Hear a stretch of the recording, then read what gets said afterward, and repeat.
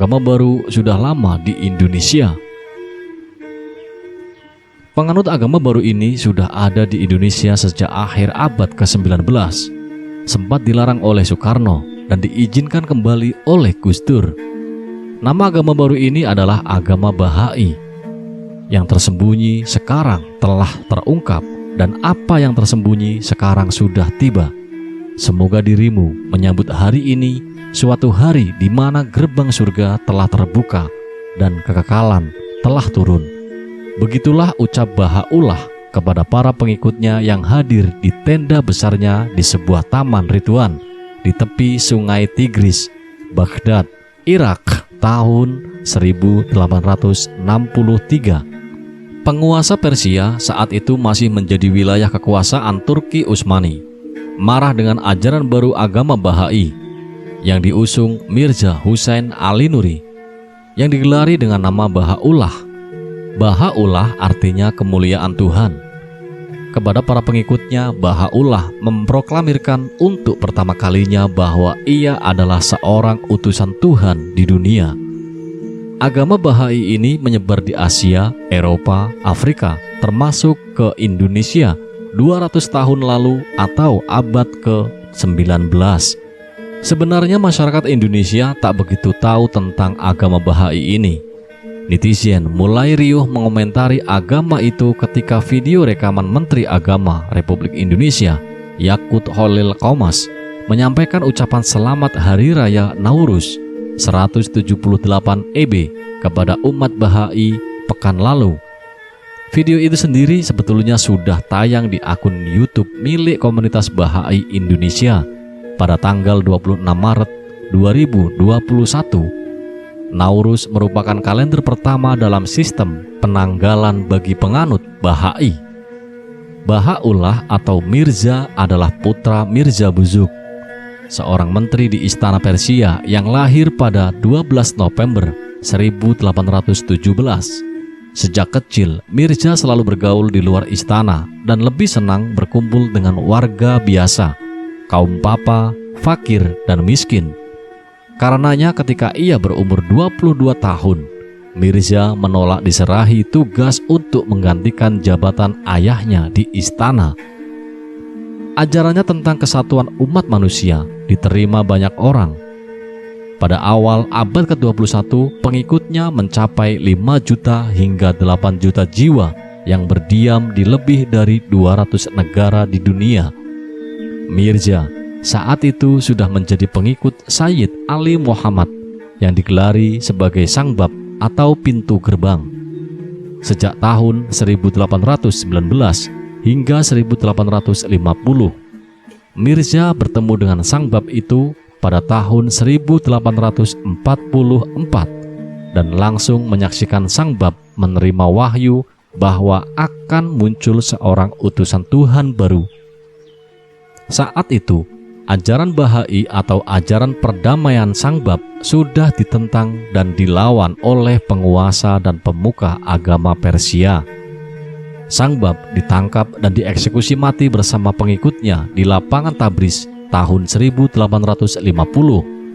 Begitu juga dengan Mirza dan keluarganya ditangkap dan dijebloskan ke penjara yang gelap di Syahal. Di dalam selnya, kaki Mirza dipasung serta dirantai besi seberat 50 kg yang dikalungkan ke lehernya. Saat itulah Mirza mengaku menerima getaran wahyu Tuhan dalam jiwanya dan melihat penampakan roh teragung.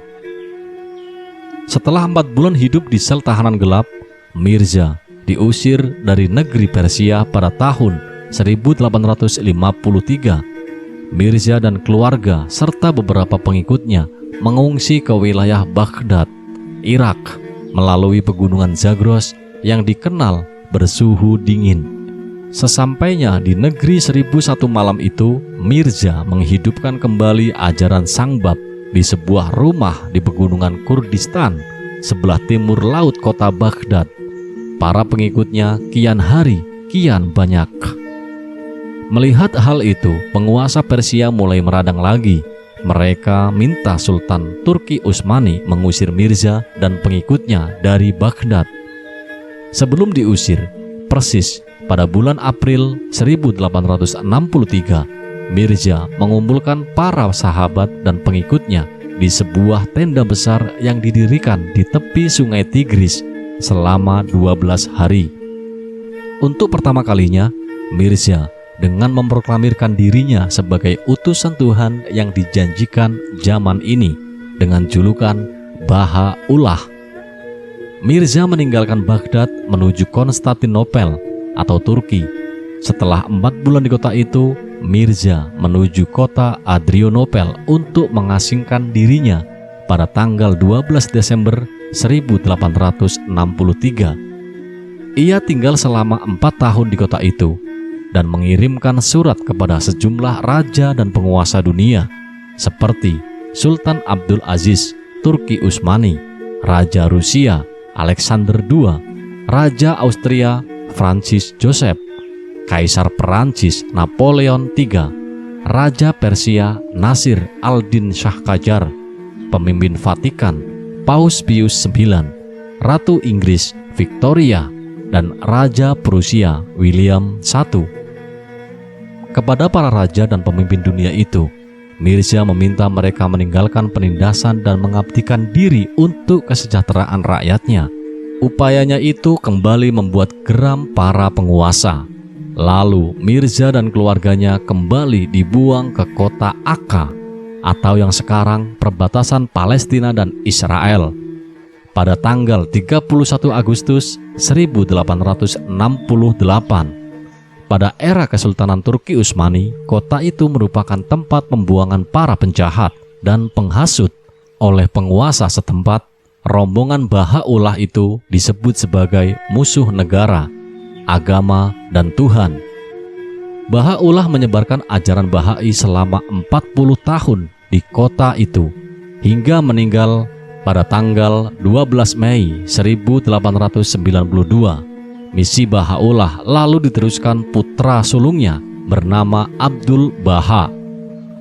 Pada periode 1911 sampai 1913, Abdul Baha melakukan perjalanan ke Mesir, Eropa, dan Amerika untuk mengumumkan misi Baha'u'llah mengenai perdamaian dan keadilan sosial kepada semua umat beragama. Sementara pengikutnya, Jamal Effendi dari Persia, menyebarkannya ke India dan Sri Lanka pada tahun 1875.